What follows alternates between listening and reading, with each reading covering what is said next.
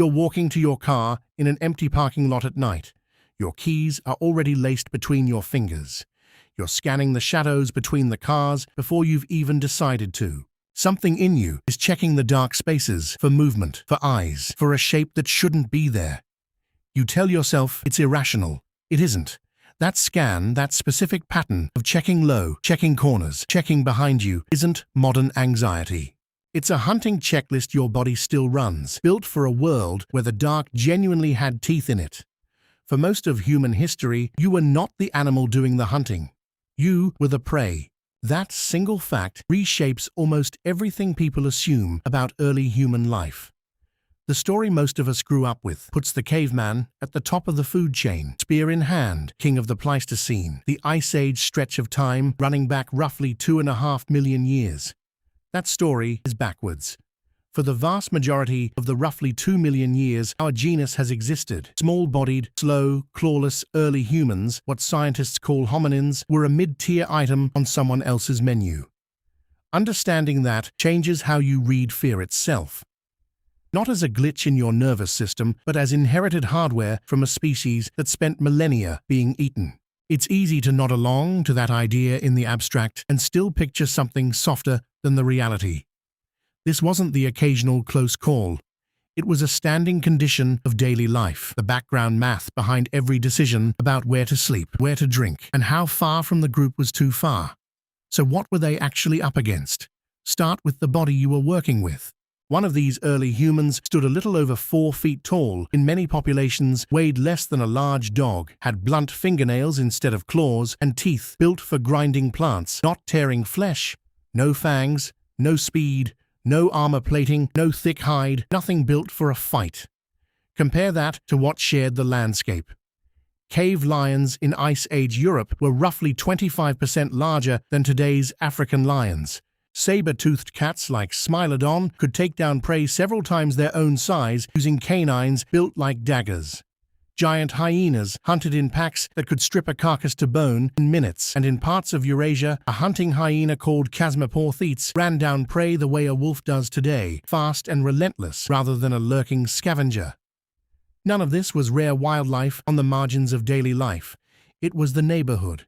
And the danger didn't come from just one direction or just one species. Depending on where an early human population lived, the specific threat changed shape entirely, but the pressure never let up.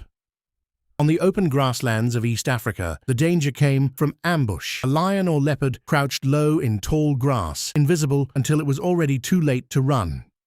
In the forests further west, the danger came from above, a crowned eagle capable of snatching a small primate straight off a branch without ever landing. In the caves and rock shelters of Ice Age Eurasia, the danger came from competition over shelter itself, cave hyenas and cave bears treating the same dry, defensible ground a small band of early humans wanted to sleep in as their own. 3 completely different ecosystems, 3 completely different predator profiles, and in every single one of them, these early humans sat somewhere in the middle of the food chain, never at the top. The direct evidence for this comes from bones, not guesswork. In the 1980s, C.K. Brain, a paleoanthropologist, meaning a scientist who studies ancient human fossils, examined bones from the Swartkrans Cave in South Africa and found something startling on the skull of a young, early human from the same tongue fossil lineage that made headlines decades earlier.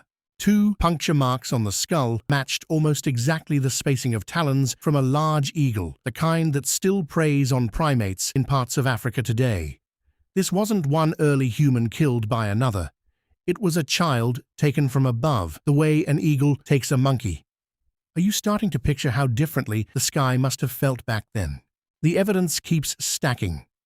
Researcher Robert Blumenschine, working on the taphonomy of early human sites, the study of how bones get damaged and scattered after death, found tooth marks from big cats and hyenas layered directly onto early human remains at multiple East African sites. Not occasional damage, a pattern repeated across sites separated by hundreds of miles. Bodies were being processed by predators the same way antelope carcasses were.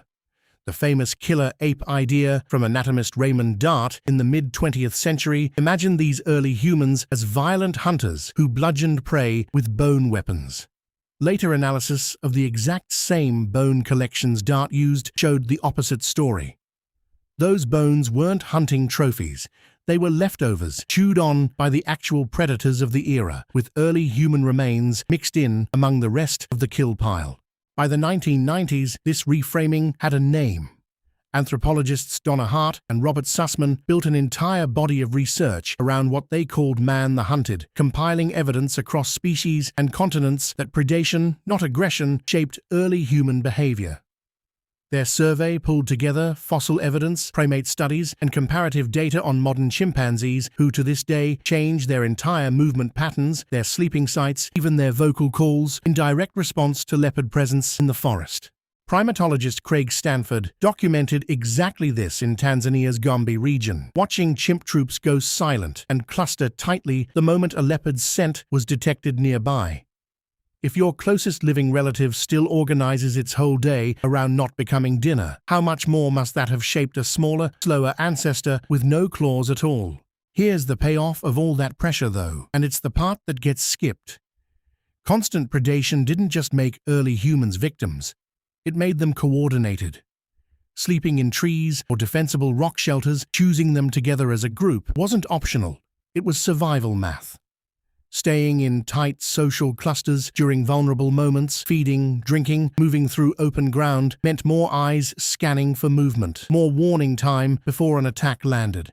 Some researchers argue this exact pressure is one of the deep roots of group living in the human family tree, long before language, long before fire. Being hunted may have built the herd instinct that eventually became something closer to a tribe. Defense, when it came, wasn't about strength. It was about numbers and noise. Field studies of modern baboon troops show a strategy called mobbing, where a group under threat doesn't scatter, it converges, shrieking, throwing branches, making itself look larger and louder than any single predator wants to deal with.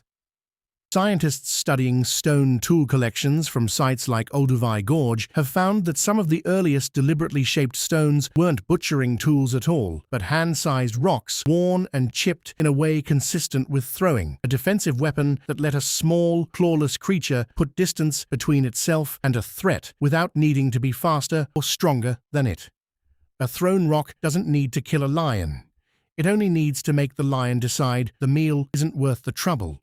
Fire changed the equation, but not as fast or as completely as people assume.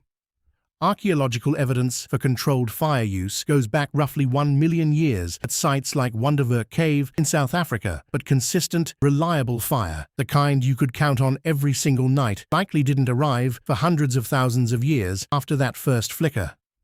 For an enormous stretch of early human history, darkness simply meant vulnerability, full stop, with nothing yet invented to push it back.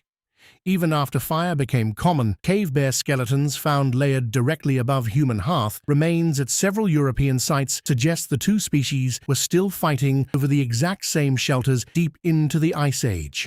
Now here's the twist that should genuinely unsettle you. You'd expect predation pressure like this to have wiped out slower, weaker branches of the human family tree entirely, or at least kept our ancestors permanently small in number and range. It didn't happen that way. Despite being hunted at meaningful rates for over 1 million years, these early humans didn't just survive. They expanded, diversified, and eventually spread across 3 continents while still technologically primitive by any modern measure. The very vulnerability that should have been a dead end became a selective pressure that sharpened cooperation, communication, and collective vigilance faster than almost anything else could have. Being prey didn't just fail to stop the human story. In a strange way, it wrote several of its opening chapters. And this is where it stops being ancient history and starts being your Tuesday night. That parking lot scan you do without thinking about it. Psychologists who study threat perception have found that humans are faster and more accurate at spotting a predator-shaped object hidden in a scene, a snake in the grass, a crouching shape in shadow than almost any other visual pattern, even shapes that are statistically more dangerous to you today, like a car or an electrical outlet. Your visual system still prioritizes the threats your ancestors actually faced over the threats that actually kill people now. That prickling sense that something's watching you from the tree line on a hike. That's not superstition left over from campfire stories. That's a warning system built across a million years of actually being watched, tuned so precisely it still fires on cue, even though, statistically, almost nothing in your daily life is stalking you. Notice it the next time a hallway light flickers or a dog barks somewhere behind a fence you can't see over. That flinch isn't weakness, it's inheritance. It shows up in your sleep too. Researchers studying human sleep architecture have noted that people are statistically more likely to wake briefly without remembering it during the deepest, most vulnerable stretches of night, a pattern some evolutionary psychologists connect to a residual watch-shift instinct, the kind that would have kept at least one member of a small band semi-alert while the rest slept. You don't post a sentry anymore. Your locked door, your porch light, your phone's motion alert do that job now. But some older, deeper part of your brain still runs a lighter version of the shift on its own, checking in on the dark every so often just in case. Which brings you back to that parking lot, keys laced through your fingers, eyes flicking to the space between two parked cars. You're not imagining a threat that was never real. You're running a program that kept an entire lineage of small, clawless, defenseless creatures alive long enough to become you, and it never got the memo that the predators are mostly gone.